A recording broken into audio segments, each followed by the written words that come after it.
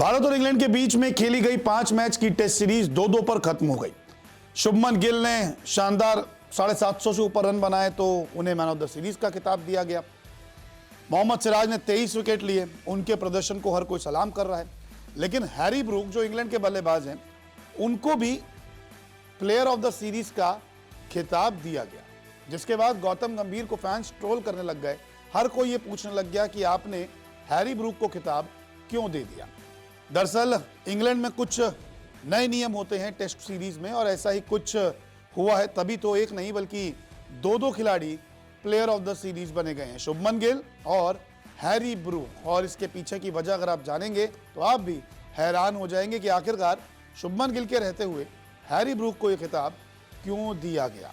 दरअसल test series जब खत्म हुई तो शुभमन गिल के सर्वाधिक रन थे और प्लेयर ऑफ द सीरीज का अवार्ड उसे ही दिया जाता है जो बेस्ट प्रदर्शन करता है। लेकिन हैरी ब्रूक को भी यह अवार्ड दे दिया गया क्योंकि उन्होंने इंग्लैंड के लिए बेस्ट प्रदर्शन किया। दरअसल हैरी ब्रूक को इंग्लैंड के लिए प्लेयर ऑफ द सीरीज चुना गया है और हैरी ब्रूक को गौतम गंभीर ने प्लेयर ऑफ द सीरीज चुना है। ब्रूक ने 9 पारियों में 481 रन बनाए थे। अब इंग्लैंड के लिए रूट ने भी 537 रन बनाए, बेन स्टोक्स ने तो 304 रन बनाए, 17 विकेट लिए। तो फिर भी गौतम गंभीर ने हैरी ब्रूक को प्लेयर ऑफ द सीरीज जो है वो चुन लिया। इसके अलावा जब ये फैसला सामने आया तो फैंस थोड़े से नाराज हो गए। उन्होंने कहा कि देखिए, रूट और स्टोक्स की प्रदर्शन भी अच्छी थी, तो उनको आखिरकार क्यों नहीं चुना गया। हालांकि इंग्लैंड में थोड़ा सा रूल जो है वो अलग होता है प्लेयर ऑफ द सीरीज का, क्योंकि यहां पर खेली जाने वाली टेस्ट सीरीज में 2 प्लेयर ऑफ द सीरीज चुने जाते हैं।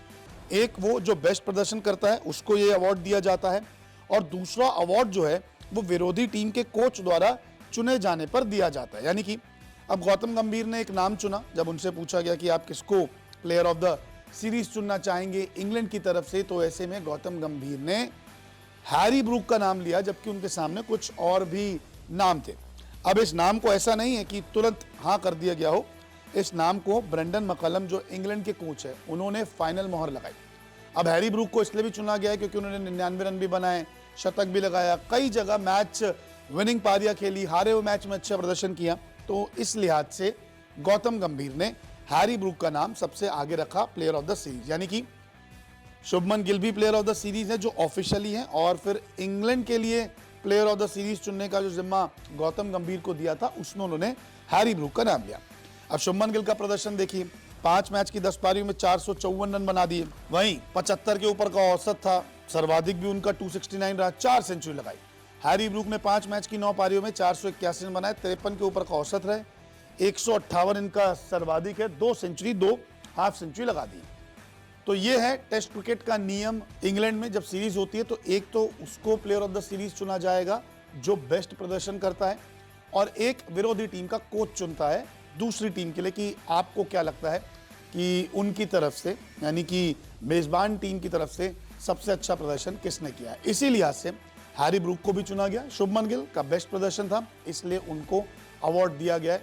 हालांकि फैंस नाराज से इसी वजह से, जब रूट इतना अच्छा करके बैठे थे, बेन स्टोक्स ने इतनी अच्छी गेंदबाजी और बल्लेबाजी की, तो गौतम गंभीर ने आखिरकार क्यों नहीं उनको प्लेयर ऑफ द सीरीज चुना। देखिए, ये तो अब गौतम गंभीर ही जानते हैं, और उनको लगता होगा कि ऐसे मौक़ों पर ब्रूक ने अच्छी पारी खेली जब सबसे ज़्यादा जरूरत थी, इसी वजह से उन्होंने ये फैसला लिया होगा। आपको कैसा लगा इंग्लैंड में टेस्ट सीरीज का ये नियम, कमेंट करके जरूर बताएं।